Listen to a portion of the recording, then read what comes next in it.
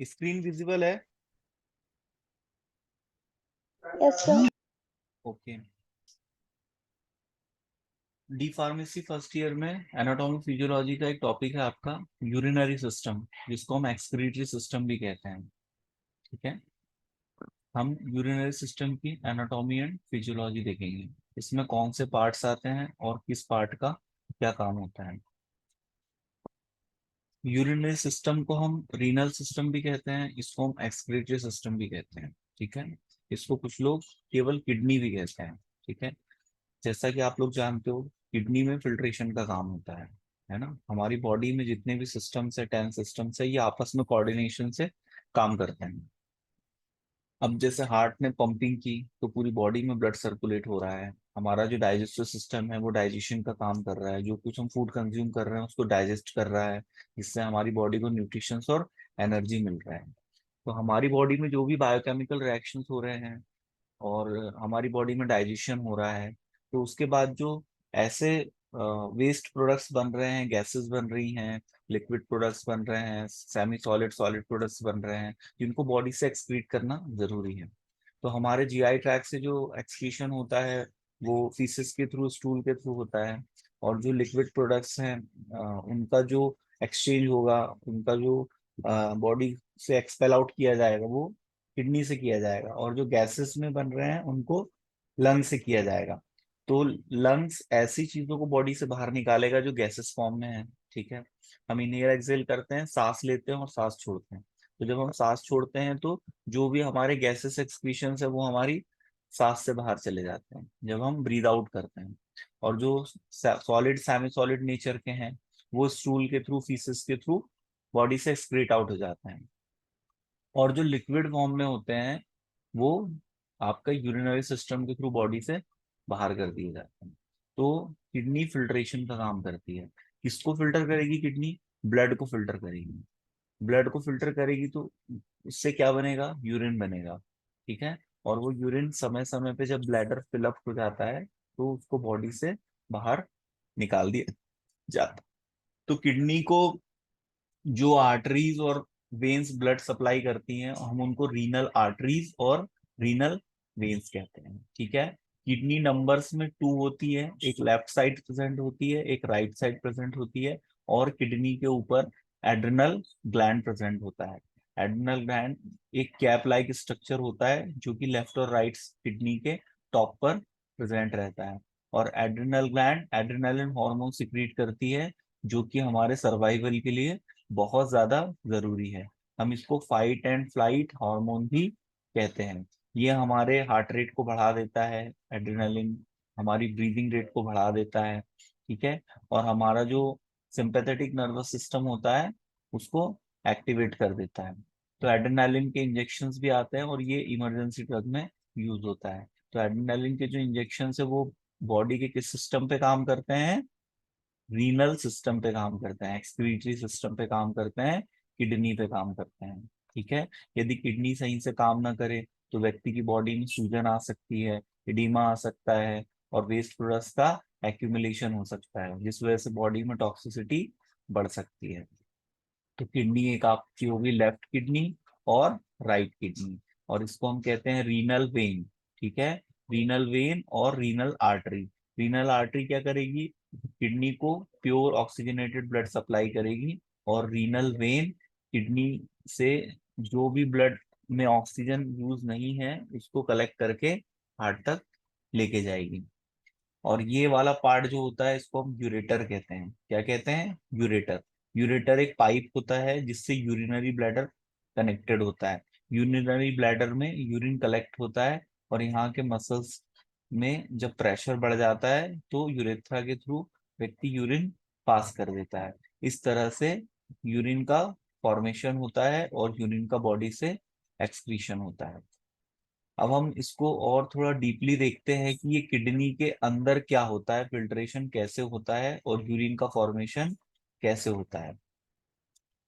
तो इसके लिए हमें इस इमेज को ध्यान से देखना है। देखिए, किडनी में एक होता है अफरेंट आर्टरी, एक होता है इफरेंट आर्टरी। ठीक है, हार्ट जब पंप करता है तो किडनी में ब्लड पहुंचता है, और जब किडनी में ब्लड पहुंचता है तो ऑफरेंट आर्टरी जब ग्लोमेरुलस में आती है, दिस इज ग्लोमेरुलस। किडनी में फिल्ट्रेशन कहाँ पर होता है? नेफ्रॉन में होता है। ठीक है, किडनी का स्मॉलेस्ट फंक्शनल यूनिट है नेफ्रॉन। नेफ्रॉन में होता है पार्ट एक बोमन कैप्सूल। ये आपको जो अर्धचंद्राकार शेप दिख रहा है, this is Bowman capsule. Bowman capsule में यहाँ पर है ग्लोमेरुलस, दिस इज ग्लोमेरुलस। ठीक है, अब ये ग्लोमेरुलस में जब आर्टरी आती है, ठीक है, तो ब्लड इसमें प्रेशर के साथ एक पर्टिकुलर फ्लो के साथ बहता है, और जैसे ही वो यहाँ पर ग्लोमेरुलस में आता है तो यहाँ पर जो आर्टरी का साइज है वो सकरा हो जाता है। तो सकरा होने की वजह से ये जो इसके पोर्स होते हैं, यहाँ से ब्लड में से जो कंपोनेंट को फिल्टर करना है वो यहाँ से रीस के बाहर आ जाते हैं। ठीक है, और बाहर आके वो यहाँ पर आ जाते हैं प्रॉक्सिमल कन्वोल्यूटेड ट्यूब में, और this is loop of Henle. ठीक है, ये पूरी लेंथ है नेफ्रॉन की। बोमन कैप्सूल से शुरू होता है और कलेक्टिंग डक्ट पे खत्म होता है। तो इसका ये वाला पार्ट है Bowman capsule, this one is glomerulus, ये वाला है पीसीटी, प्रॉक्सिमल कन्वोल्यूटेड ट्यूब। ठीक है, और ये वाला है loop of Henle, U shape का, and this is distal convoluted tube, और ये होती है कलेक्टिंग डक्ट। और फिर ये कलेक्टिंग डक्ट आगे किससे कनेक्ट होती है? यूरेटर से, और यूरेटर किससे कनेक्ट होता है? यूरिनरी ब्लैडर से। अब ध्यान से सुनो फिल्ट्रेशन कैसे होता है। जब यहाँ पर ब्लड आएगा तो यहाँ पर ये जो पोर्स होते हैं, ये पोर्स में से फिल्ट्रेशन होगा, और यहाँ पर फिल्ट्रेट आ जाएगा पीसीटी में, प्रॉक्सिमल कन्वोल्यूटेड ट्यूब में।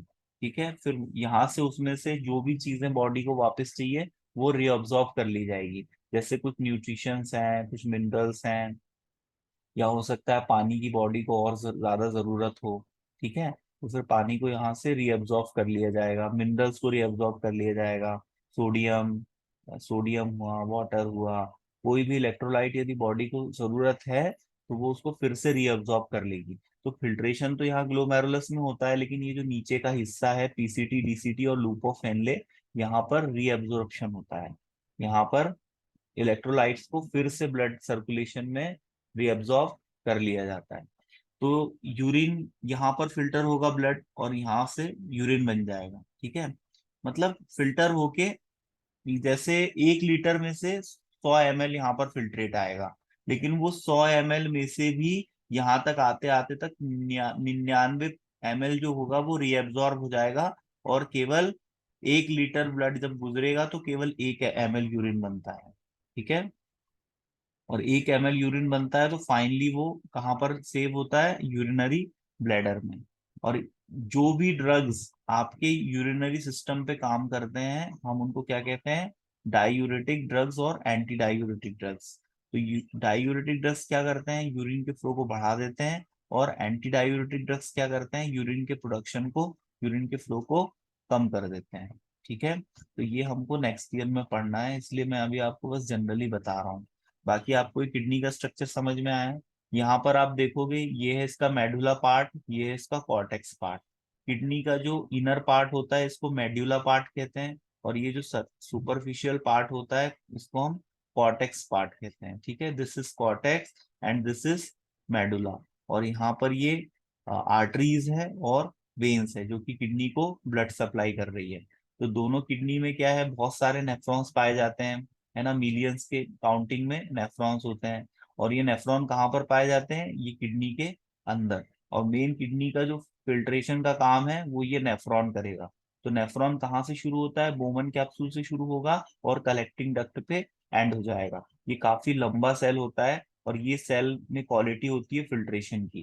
ठीक है, ये बोमन कैप्सूल में जो ग्लोमेरुलस दिख रहा है यही फिल्ट्रेशन का काम करता है। अब ये एक गुच्छे की तरह होता है, एक बंच की तरह होता है, जिसमें जो सेल है उसके जो आर्टरीज है उसके डायमीटर बहुत कम हो जाते हैं। तो वो डायमीटर कम होने की वजह से प्रेशर बढ़ जाता है, और इसकी जो मेम्ब्रेन होती है वो थिन होती है, तो जिसमें से फिल्ट्रेशन होने लगता है। तो जो भी हमारा एक्सक्रीटरी है वो यूरिन के फॉर्म में हमारी बॉडी से बाहर निकल जाता है। ठीक है, तो किडनी का एक मेन फंक्शन ये भी है कि ये बॉडी में इलेक्ट्रोलाइट्स के बैलेंस को बनाए रखती है, इलेक्ट्रोलाइट्स के बैलेंस को बनाए रखती है। दूसरा, ये बॉडी में वाटर बैलेंस को बनाए रखती है। तीसरा, हाइपरटेंशन के जो पेशेंट्स होते हैं उनको जो मेडिसिन दी जाती है बॉडी के प्रेशर को कम करने के लिए, वो भी किडनी पे भी काम करती है। जैसे आपने लैसिक्स के इंजेक्शन सुने होंगे, है ना। लैसिक्स ब्रांड काफी पॉपुलर और फेमस है। ठीक है, वो हाइपरटेंशन के पेशेंट को इंजेक्शन लगाए जाते हैं जिससे उनकी बॉडी में प्रेशर कम हो जाए। ये आवाज कौन कर रहा है?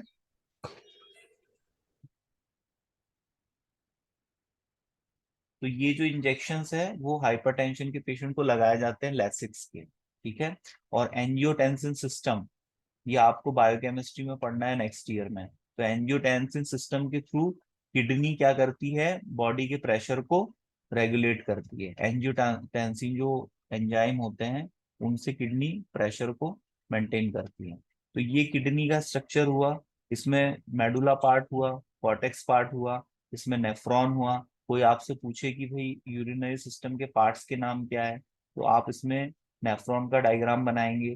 ठीक है, इसमें आप यहाँ बोमन कैप्सूल बनाएंगे, ये वाला। फिर इसमें आप ये ग्लोमेरुलस बनाएंगे। ये अफरेंट आर्टरी है और ये इफरेंट आर्टरी है। ठीक है, यहाँ से आई, अंदर यहाँ पर बंच बनाया, फिर यहाँ पर फिल्ट्रेशन हुआ, फिर यहाँ से बाहर निकल गई।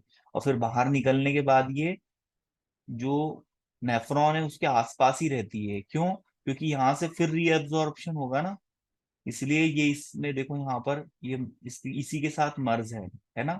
मर्ज इसलिए क्योंकि यहाँ पर से आई, यहाँ पर फिल्ट्रेशन हो गया, फिर यहाँ से निकल के ये इधर आके स्प्रेड हो गई इसी के साथ, ताकि इसमें से यदि कुछ और रीअब्जॉर्ब करना हो, बॉडी को यदि जरूरत हो, तो वो रीअब्जॉर्ब होके वापस इसमें आ जाएगा। तो इसमें आ जाएगा तो फिर से वो सर्कुलेशन में आ जाएगा। तो ये बॉडी अपने हिसाब से रीअब्जॉर्प्शन करती है। सोडियम की जरूरत है तो रीअब्जॉर्ब करेगी, नहीं तो जाने देगी, है ना। और ये जो यूरिन फिल्टर होके बनता है, ये हमारे रीनल सिस्टम की हेल्थ को भी इंडिकेट करता है। ठीक है, यूरिन की हेल्प से हम बहुत सारे टेस्ट कर सकते हैं, है ना। यदि कोई यूरिनरी ट्रैक में इंफेक्शन है तो यूरिन का हम कल्चर डेवलप करके माइक्रोबायोलॉजी लैब में ये देखते हैं कि यूरिनरी ट्रैक के किसी पार्ट में कोई इंफेक्शन तो नहीं है, तो ये भी हमें पता चलता है। यूरिन से हम प्रेगनेंसी टेस्ट भी करते हैं। ठीक है, और एक KFT टेस्ट भी होता है जिसको हम बोलते हैं kidney function test. Kidney function test में हम यूरिन की नॉर्मल कंपोजिशन को, जो स्टैंडर्ड कंपोजिशन है उससे हम ऑब्जर्व्ड कंपोजिशन को कंपेयर करके ये पता लगाते हैं कि किडनी में कहीं कोई डिजीज तो नहीं है। और किडनी से हमें क्या है, लिवर की हेल्थ का भी पता चलता है और ओवरऑल बॉडी की हेल्थ का पता चल जाता है। फॉर एग्जाम्पल, जो शुगर के पेशेंट्स होते हैं उनके यूरिन में ग्लूकोज एक्सक्रीट होने लगता है, जबकि यूरिन में ग्लूकोज का आना एबनॉर्मल होता है। तो ये एबनॉर्मल कंडीशन क्या इंडिकेट करता है? डायबिटीज इंडिकेट करता है ना। अब जैसे यूरिन में आपने देखा होगा प्रेगनेंसी टेस्ट किए जाते हैं, प्रेगनेंसी किट मार्केट में आते हैं मेडिकल स्टोर में। वहां से यदि कोई लेडी प्रेग्नेंट हो चुकी है और वो उसमें अपने यूरिन के 2 ड्रॉप्स डालती है, तो 2 पिंक लाइन आती है जो उसकी प्रेगनेंसी को कंफर्म कर देती है। तो यूरिन का क्या है, डायग्नोस्टिक टेस्ट में भी यूज होता है एज अ सैंपल, है ना। किसी व्यक्ति को यदि जैसे पॉलीयूरिया हो रहा है, पॉलीयूरिया क्या होता है, यदि एक दिन में सामान्यतः एक 1 लीटर से लेके तो 1200 ml तक, मतलब 1000 ml टू लगभग 1200 ml इतना यूरिन बन रहा है तो व्यक्ति स्वस्थ है। 1.5 लीटर तक भी बन रहा है तो कोई दिक्कत नहीं है। 1 से 1.5 लीटर यूरिन का फॉर्मेशन होना चाहिए 24 आवर्स में। यदि यूरिन का फॉर्मेशन इससे बहुत ज्यादा बढ़ गया है, यूरिन का फॉर्मेशन इससे ज्यादा बढ़ गया है, 2000 ml से ज्यादा हो गया है, तो हम उसको पॉलीयूरिया बोलते हैं। ठीक है, और यदि ये कम हो गया है तो हम इसको ऑलिगो यूरिया बोलते हैं। और यूरिन की कुछ ऐसी कंडीशंस होती है जिसमें यूरिन के साथ प्रोटीन आने लगता है ना। तो प्रोटीन आना यूरिन के साथ ये बताता है कि किडनी डैमेज हो गई है, किडनी के जो पोर्स है जहाँ पर फिल्ट्रेशन हो रहा है उनका साइज काफी बढ़ गया है। क्योंकि प्रोटीन काफी कॉम्प्लेक्स स्ट्रक्चर होता है, वो यदि यूरिन में अपीयर हो रहा है मतलब किडनी डैमेज हो रही है, किडनी प्रॉपर फंक्शन नहीं कर रही है। तो बहुत ज्यादा प्रोटीन का कंजप्शन करने से भी किडनी डैमेज होती है, क्योंकि प्रोटीन का जो मॉलिक्यूल होता है वो काफी ज्यादा कॉम्प्लेक्स होता है। ठीक है, और लार्ज इन साइज होता है। तो प्रोटीन यूरिन में नहीं आना चाहिए, और यदि प्रोटीन यूरिन में आता है तो उसको प्रोटीन यूरिया कहते हैं। ठीक है, यदि ग्लूकोज यूरिन में आता है तो उसको ग्लूकोसूरिया कहते हैं। तो ये डिफरेंट डिफरेंट कंडीशंस है। यदि यूरिन आपका 500 ml से कम बन रहा है तो भी ये डिजीज कंडीशन होती है, डिसऑर्डर की कंडीशन होती है। नॉर्मल यूरिन प्रोडक्शन की रेंज मैंने आपको कितनी बताई है, 1 से 1.5 लीटर। 2000 ml से ज्यादा भी नहीं बनना चाहिए और 500 ml से कम भी नहीं बनना चाहिए। और यदि यूरिन प्रोडक्शन 24 आवर्स में आपका यदि 100 ml से भी कम हो रहा है तो ये बहुत ज्यादा क्रिटिकल कंडीशन होती है। इसमें तत्काल डॉक्टर से कंसल्ट करना और पेशेंट को हॉस्पिटलाइज कराना बहुत जरूरी होता है, क्योंकि जब किडनी बहुत ज्यादा डैमेज हो जाती है तभी वो इतना कम यूरिन फॉर्मेशन करती है। किडनी डैमेज होने के बहुत से कारण हो सकते हैं। यदि कोई व्यक्ति बहुत ज्यादा ड्रग्स का सेवन कर रहा है, ठीक है, सेल्फ मेडिकेशन कर रहा है विदाउट डॉक्टर के सुपरविजन के, तो वो ड्रग्स लिवर को डैमेज करती है। यदि लिवर डैमेज हो जाएगा तो प्रॉपर जो ड्रग्स हैं और जो ऐसा कंटेंट है जिसको बॉडी से बाहर निकालना चाहिए उसको वो मेटाबोलाइज नहीं कर पाएगा। अब लिवर उसको मेटाबोलाइज नहीं करेगा तो किडनी उसको प्रॉपर फिल्टर नहीं कर पाएगी। तो किडनी पे कंसिस्टेंसी के साथ लोड बना रहेगा जिस वजह से किडनी फेल हो सकती है। किसी व्यक्ति की यदि एक किडनी खराब हो जाए तो वो दूसरी किडनी पे भी सरवाइव कर सकता है और किडनी का ट्रांसप्लांटेशन भी पॉसिबल होता है। लेकिन किडनी ट्रांसप्लांटेशन के बाद ध्यान इस चीज का रखा जाता है कि पेशेंट को इम्यून सप्रेसेंट ड्रग्स खाने पड़ते हैं। ये ड्रग्स उसको इसलिए खाने पड़ते हैं क्योंकि किसी और व्यक्ति की किडनी यदि किसी दूसरे पेशेंट में लगा दी जाए तो उस केस में वो किडनी को body as a antigen treat करती है और उसको हमेशा किल करने की कोशिश करती है, उसको दुश्मन समझती है वो, क्योंकि वो किसी और बॉडी बॉडी से आई हुई किडनी है, उसकी किडनी तो है नहीं जो जन्म के साथ उसके साथ आई थी। तो बॉडी के जो इम्यून सेल्स होते हैं, T T lymphocytes, B lymphocytes, ये सेल क्या है उस किडनी पे अटैक ना करे और उसको मारे ना उसके सेल्स को, तो इसके लिए इम्यून सप्रेसेंट ड्रग खाने पड़ते हैं। तो किडनी से रिलेटेड बहुत सारी बीमारी है, यूरिनरी ट्रैक इन्फेक्शन है, किडनी स्टोन है। किडनी स्टोन भी कहाँ पर होता है, किडनी में। तो किडनी में जब स्टोन हो जाता है, जैसे यहाँ पर स्टोन फंस गया, यहाँ पर स्टोन, कहीं पर भी स्टोन की वजह से ब्लॉकेज हो जाता है। और किडनी स्टोन का एक मेजर कारण है कैल्शियम का डाइट में बहुत ज्यादा होना। और ये एक मेटाबॉलिक डिसऑर्डर है जिसमें कैल्शियम का मेटाबॉलिज्म नहीं हो पाता है। और जो कैल्सिटोनिन हार्मोन है जो कि पैराथायरॉयड ग्लैंड से रिलीज होता है। और आपका एक दूसरा एक और हार्मोन होता है, उसका नाम मुझे याद नहीं आ रहा है।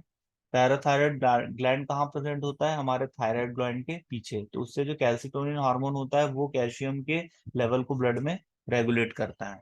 तो जब वो रेगुलेट करता है तब तक तो ठीक है, जब ये रेगुलेशन डिस्टर्ब हो जाता है, होम्योस्टेसिस इम्बैलेंस्ड हो जाती है, तो उस केस में कैल्शियम का लेवल ब्लड में बढ़ने लगता है। और ये जो बढ़ा हुआ कैल्शियम का लेवल है, इस वजह से कैल्शियम आपस में कनेक्ट होके एक छोटा सा क्रिस्टल जैसा बना लेता है। और वो कहाँ पर अटक जाता है, हमारे किडनी के ये जो पार्ट दिख रहा है आपको, ये वाले पार्ट में स्टक हो जाता है।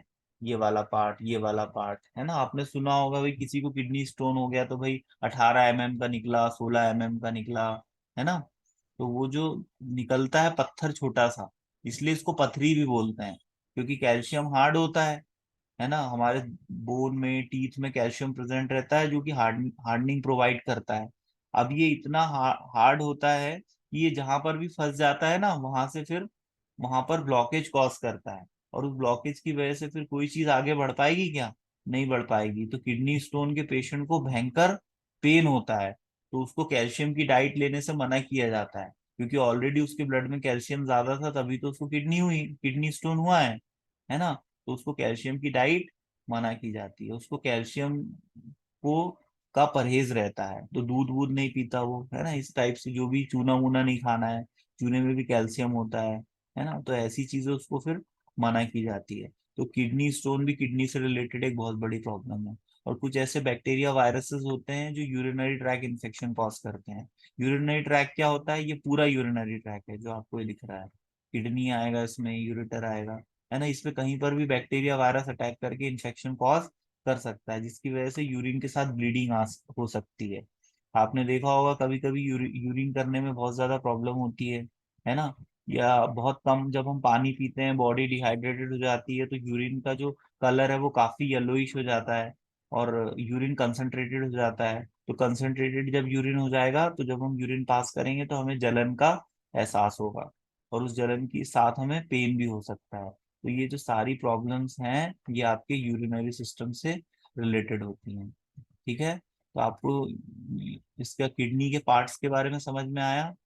Medulla, cortex, renal arteries, renal veins, ureter, और यहाँ पर आ जाओ आप, ये अफरेंट आर्टरी, ये इफरेंट आर्टरी, ये glomerulus, this is women capsule. Women capsule से कनेक्टेड है आपका पीसीटी, है ना, प्रॉक्सिमल कल्विनेटेड ट्यूब, और this is loop of Henle, ये यू शेप का जो आपको दिख रहा है, this is distal convoluted tube, और ये आपका कलेक्टिंग डक्ट है। कलेक्टिंग डक्ट कनेक्ट है आपका इससे, यूरेटर से। तो ये हो गया आपकी किडनी की एनाटॉमी एंड फिजियोलॉजी। और हमने समझा कि यूरिन का फॉर्मेशन कैसे होता है। यूरिन का फॉर्मेशन ब्लड से ही होता है, और कहाँ पर होता है, ग्लोमेरुलस फिल्ट्रेशन, फिल्ट्रेट के थ्रू। ये होता है ग्लोमेरुलस गुच्छा। ठीक है, तो यहाँ पर हमारी किडनी की एनाटॉमी और फिजियोलॉजी कंप्लीट हो गई है। ठीक है, कुछ हॉर्मोन्स है जो कि किडनी पे काम करते हैं, जैसे एडीएच हार्मोन, है ना, एल्डोस्टेरोन हार्मोन। तो ये आप जब एंडोक्राइन सिस्टम पढ़ेंगे तब वहां पर पढ़ेंगे कि किडनी पे कौन से हार्मोन काम करता है। एडीएच हार्मोन का फुल फॉर्म क्या होता है, anti diuretic hormone. Anti diuretic hormone क्या करता है, यूरिन के प्रोडक्शन को नेचुरली कम करता है। ठीक है, एडीएच हार्मोन।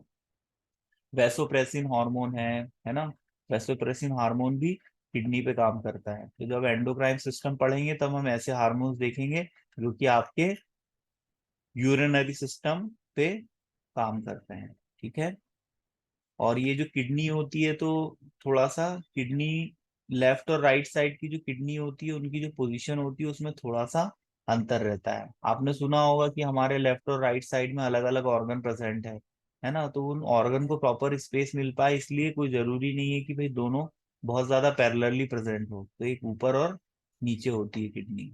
ठीक है, नंबर्स में कितनी होती है, दो होती है। एक किडनी किसी व्यक्ति की यदि खराब हो जाए तो क्या वो एक किडनी पे जी सकता है? हाँ, बिल्कुल जी सकता है। दोनों खराब हो जाए तो क्या जी सकता है? हाँ, उसके लिए उसको कम से कम एक किडनी किसी की उधार लेनी पड़ेगी। ठीक है, लेकिन किडनी ट्रांसप्लांट के वक्त बहुत सारे पैरामीटर्स को चेक किया जाता है ना। जिस भी व्यक्ति की किडनी आप ले रहे हो उसका और आपका ब्लड ग्रुप सेम होना चाहिए, तभी किडनी ट्रांसप्लांटेशन पॉसिबल हो सकता है, नहीं तो किडनी ट्रांसप्लांट फेल हो जाता है। ठीक है, किडनी डैमेज होने का कारण क्या है, कोई व्यक्ति यदि बहुत ज्यादा अल्कोहल का कंजप्शन करता है, या कोई व्यक्ति बहुत ज्यादा एंटीबायोटिक्स खाता है। एंटीबायोटिक्स का कॉमन साइड इफेक्ट क्या होता है, हिपेटोटॉक्सिसिटी और रीनल टॉक्सिसिटी। तो जब भी कभी लिवर खराब होगा और लिवर का कोई पेशेंट ट्रीटमेंट नहीं कराता है और उस कंडीशन को अवॉइड करता है और वो लंबे समय तक बनी रहती है, तो वो ऑटोमेटिकली किडनी को डैमेज करना शुरू कर देता है। मैंने आपको बताया था ना, सारे ऑर्गन कोऑर्डिनेशन में काम करते हैं। कोई भी एक ऑर्गन बीमार पड़ा और आपने उसकी बीमारी को यदि ठीक नहीं किया तो दूसरा ऑर्गन अपने आप बीमार पड़ जाएगा, तीसरा बीमार पड़ जाएगा, चौथा बीमार पड़ जाएगा, और बॉडी कोलैप्स हो जाएगी आपकी। कोलैप्स मतलब बॉडी शॉक की कंडीशन में चले जाएगी, हाइपोवॉल्मिक शॉक आ जाएगा बॉडी में। ठीक है, तो ये हमने आज देखा यूरिनरी सिस्टम और फिजियोलॉजी ऑफ यूरिन फॉर्मेशन और एनाटॉमी ऑफ यूरिनरी सिस्टम। ठीक है, कल हम आगे इसको कंटिन्यू करेंगे। ये वीडियो मैं आपसे शेयर कर दूंगा तो आप इसको देख लीजिएगा। ठीक है, और आज मैं थोड़ा क्लास पहले छोड़ रहा हूँ। कल इसी सिस्टम को या कोई दूसरे सिस्टम को मैं एक्सप्लेन करूंगा, एनाटॉमी फिजियोलॉजी मैंने आपको GI tract, alimentary canal system अभी एक्सप्लेन किया है क्या? नहीं किया ना? तो कल मैं आपको gastro intestinal tract, digestive system में आपको एक्सप्लेन करूंगा। ठीक है, तो आज के लिए क्लास इनफ है। कल हम मिलते हैं 10 से 11। ठीक है, इसमें किसी को कोई डाउट है? No. No sir. मैं इसका वीडियो आपसे शेयर करूंगा, आप थोड़ा देख लीजिएगा, बुक से इसको पढ़ लीजिएगा, जो भी आपके पास गाइड होंगे थोड़े आप नोट्स बना लीजिएगा। ज्यादा कुछ नहीं पढ़ना, एक तो आप रीनल सिस्टम का जितने भी पार्ट्स है उनके नाम पढ़ लीजिएगा।